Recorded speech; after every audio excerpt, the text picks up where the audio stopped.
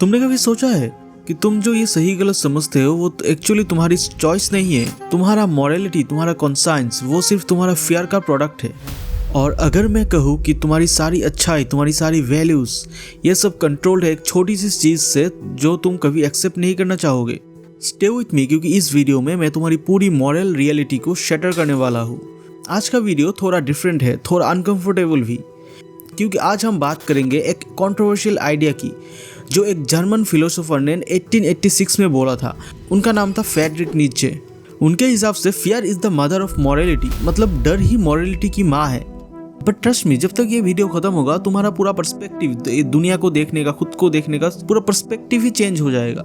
सोचो, तुमसे बचपन में कहा गया था झूठ मत बोलो, चोरी मत करो, रेस्पेक्ट करो एल्डर्स की। सही है ना, ये मॉरल वैल्यूज है। बट क्यों? तुमने कभी पूछा कि ये वैल्यूज तुमने एडॉप्ट ही क्यों किए? ज्यादातर लोग कहेंगे क्योंकि ये राइट है, ये गुड है। बट नीत्शे कहते हैं नहीं, बचपन में तुमने चोरी इसलिए नहीं की क्योंकि तुम्हें पनिशमेंट का डर था। साइकोलॉजिस्ट लॉरेंस कोलबर्ग ने प्रूफ किया बच्चों की पहली मॉरलिटी स्टेज है avoid punishment, literally fear based. तुम कोई बुरे काम इसलिए नहीं करते कि तुम बहुत अच्छे इंसान हो, बल्कि इसलिए नहीं करते क्योंकि तुम्हें डर है। डर किसका? पनिशमेंट का डर, सोशल रिजेक्शन का डर, भगवान की सजा का डर, पाप का डर, नरक का डर, लोग क्या कहेंगे उसका डर।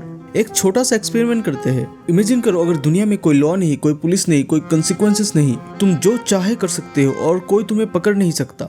Be honest with yourself. क्या तुम वही इंसान रहोगे जो आज हो? तुम्हारे दिमाग में जो आ रहा है असल में तुम वही हो। ये मुखौटा तो तुमने सिर्फ बस डर के वजह से पहन रखा है। तुम्हारी मॉरलिटी फियर बेस्ड है। नीत्शे ने इस कॉन्सेप्ट को ब्रेक किया दो कैटेगरीज में, master morality versus slave morality. Master morality है पावरफुल लोगों की morality. Ancient Greeks, Roman warriors जिन्होंने स्ट्रेंथ, करेज, प्राइड को वैल्यू दिया, उनके लिए गुड मतलब था पावरफुल होना, डोमिनेंट होना। स्लेव मॉरलिटी ये है वीक लोगों की मॉरलिटी। नीत्शे आर्गू करता है मॉरलिटी हेवन से नहीं आई है, ना वो कोई डिवाइन चीज है। मॉरलिटी तो वीक लोगों ने बनाई। उनका लॉजिक, पहले दुनिया में स्ट्रॉन्ग लोग थे, वॉरियर्स, किंग, कॉन्क्यूरर्स, उनके लिए power equal good, strength equal good, pride equal good. फिर आए वीक लोग, वीक मासेस जो फाइट नहीं कर सकते थे, फिजिकल वॉर नहीं जीत सकते थे, तो मॉरल वॉर स्टार्ट किया। जब वीक लोग पावरफुल को नहीं हरा सकते तो उन्होंने वैल्यूज को ही फ्लिप कर दिया। वो कहते हैं पावरफुल मतलब एविल, एम्बिशियस मतलब एविल, डोमिनेंट मतलब evil, humility, suffering, obedience, that's good.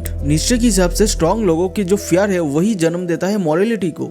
मतलब मॉरलिटी को डिवाइन चीज नहीं है, इस बेसिकली वीक मासेस के द्वारा बनाया गया जो सोसाइटी है उसका सेल्फ डिफेंस सिस्टम है। और guess what, modern society, Christian values, socialist ideologies, ये सब स्लेव मॉरलिटी के एग्जांपल्स है, क्योंकि ये मॉरलिटी फियर से बनी है। Fear of powerful, fear of standing out, fear of being alone. इसलिए हम हार्ड मेंटेलिटी यानी झुंड मेंटेलिटी को फॉलो करते हैं। इसलिए हम सेम वैल्यूज एडॉप्ट करते हैं बिना सोचे। सिगमंड फ्रॉइड के हिसाब से सुपर ईगो यानी तुम्हारा इनर मॉरल पुलिस वो बनता है fear of parents plus punishment से। तुम गुड इसलिए नहीं हो, तुम्हारा दिमाग बोलता है गलत किया तो गिल्ट और पनिशमेंट मिलेगा इसलिए तुम गुड हो। एवोल्यूशनरी साइकोलॉजी बोलती है ग्रुप से निकाल दिया गया तो मर जाओगे, इसीलिए चीट मत करो, झूठ मत बोलो, रूल्स फॉलो करो। क्यों? क्योंकि fear of being alone is equal to death. तुम्हें पता है सबसे स्कैरी पार्ट क्या है? तुम्हें ये लगता है कि तुम्हारी मॉरलिटी तुम्हारी है, बट एक्चुअली ये तुम पे थोपी गई है by society, bye religion, bye fear. कितने लोग टेंपल जाते हैं या प्रेयर्स करते हैं जेन्युइनली, और कितने क्योंकि उन्हें हेल का डर है, पाप का डर है। बाइबल में भी लिखा है fear of the Lord is the beginning of wisdom.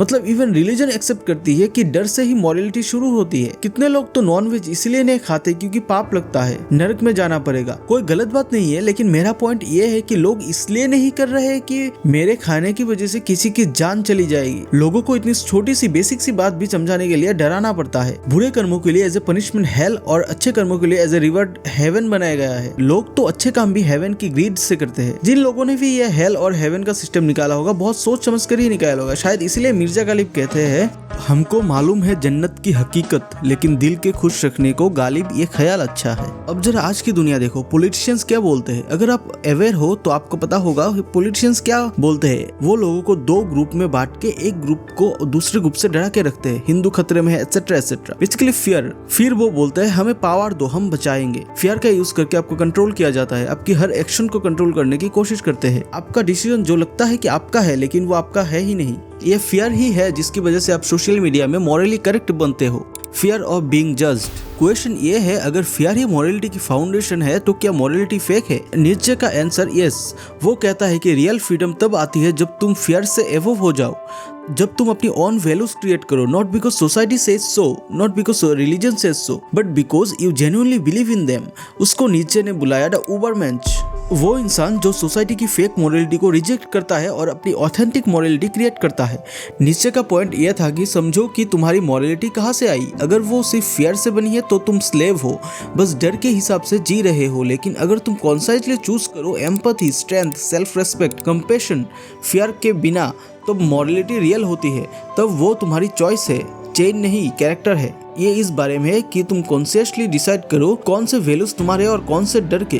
क्या तुम ऑनेस्ट हो क्योंकि ऑनेस्टी राइट है, या क्योंकि पकड़े जाने का डर है? क्या तुम काइंड हो क्योंकि काइंडनेस तुम्हारी नेचर है, या क्योंकि सेल्फिश दिखने का डर है? ये क्वेश्चन अनकंफर्टेबल है बट नेसेसरी भी, क्योंकि अगर तुम कभी ट्रूली फ्री होना चाहते हो तो तुम्हें यह समझना पड़ेगा कि तुम्हें एक्चुअली क्या कंट्रोल कर रहा है। तो दोस्तों, मॉरल ऑफ द स्टोरी क्या है? नीचे ने जो बोला वो नेसेसरीली बैड नहीं है। फियर एक नेचुरल ह्यूमन इमोशन है और सोसाइटीज को फंक्शन करने के लिए कुछ रूल्स तो चाहिए, बट डिफरेंस ये है, अनअवेयर लोग ब्लाइंडली फॉलो करते हैं हार्ड मेंटेलिटी, अवेयर लोग कॉन्शियसली चूज करते हैं। तुम्हें पता होना चाहिए कि तुम क्यों कुछ कर रहे हो। अगर तुम सिर्फ फियर की वजह से मॉरल हो तो तुम रोबोट हो, बट अगर तुम कॉन्शियसली चूज कर रहे हो तो तुम फ्री हो। नीचे तुमसे यह नहीं कह रहा कि मॉरल मत बनो, वो तुमसे कह रहा है अपनी मॉरलिटी पे ऑनरशिप लो। सोसाइटी की मॉरलिटी को ब्लाइंडली मत फॉलो करो, अपने लिए डिसाइड करो कि तुम्हारे लिए सही क्या है।